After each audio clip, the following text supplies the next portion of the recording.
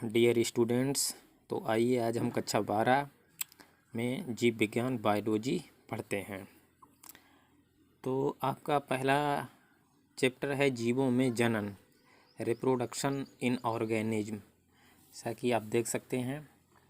और इस पाठ के अंतर्गत हम जो हैं वो निम्नलिखित बिंदुओं पर चर्चा करेंगे। पहला है जनन का उद्देश्य, दूसरा है जनन की मुख्य घटनाएं और तीसरा है जनन की विधियां। तो जनन की कई विधियां होती हैं, उन्हें हम अभी आगे चल के जो है डिस्कस करेंगे। और जब जीवों में जनन की बात आती है तो यहाँ हम पौधों का और जंतुओं का दोनों के ही जनन का अध्ययन करेंगे। तो पहली बात है कि जीवों में जनन, तो जनन क्या है सबसे पहले ये पढ़ लेते हैं। किसी जीव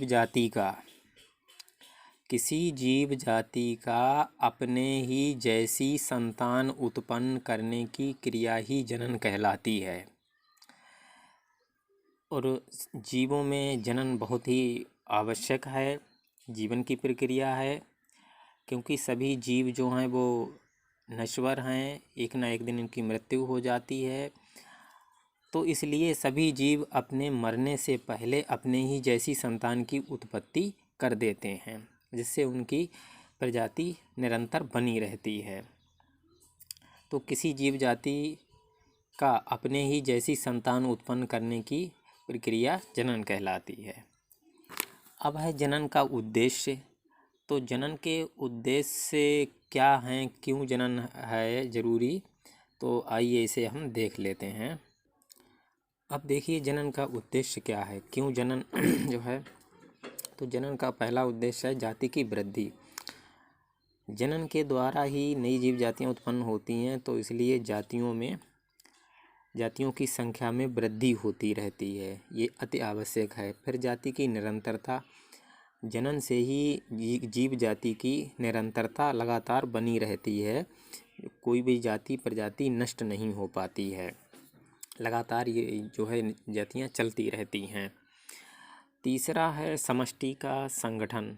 तो समष्टि में विभिन्न अवस्थाओं और आयु वर्ग के जीव बने ही रहते हैं, जैसे बच्चे हैं, युवा हैं, जवान हैं, बूढ़े हैं। ऐसे ही पौधों में अंकुर फूटता है, बीज होते हैं, अंकुर फूटता है, फल फूल आता है, पौधा बढ़ता फूटता है। यानी हर आयु वर्ग के, हर आयु के, हर प्रकार के जो हैं जीव निरंतर प्रकृति में बने रहते हैं। चौथा है विभिन्नताएं। तो जब जनन द्वारा एक ही जैसे माता पिता से जब संतान उत्पन्न होती है तो उनकी सभी संतानें एक जैसी नहीं होती हैं।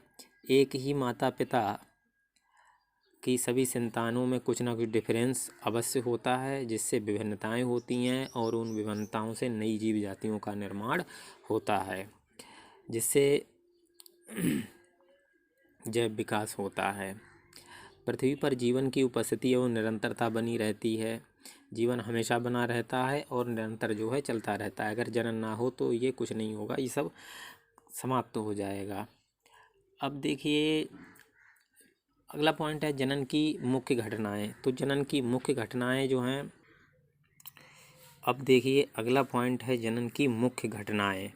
जनन में क्या क्या घटनाएं घटित होती हैं। अब देखिए जनन की मुख्य घटनाओं में पहला नंबर है आरएनए और प्रोटीन्स तथा आवश्यक यौगिकों का संश्लेषण होता है।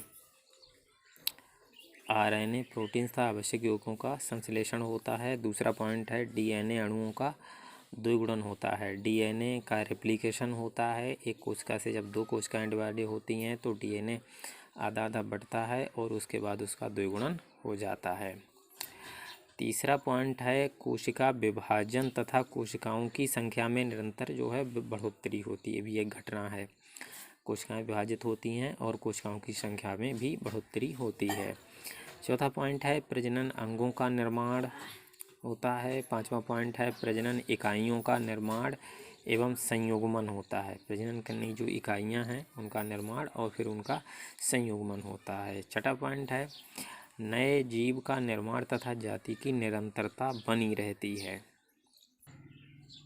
अब जो हमारा तीसरा पॉइंट है जनन की विधियाँ, इन्हें अब हम अगले वीडियो में डिस्कस करेंगे।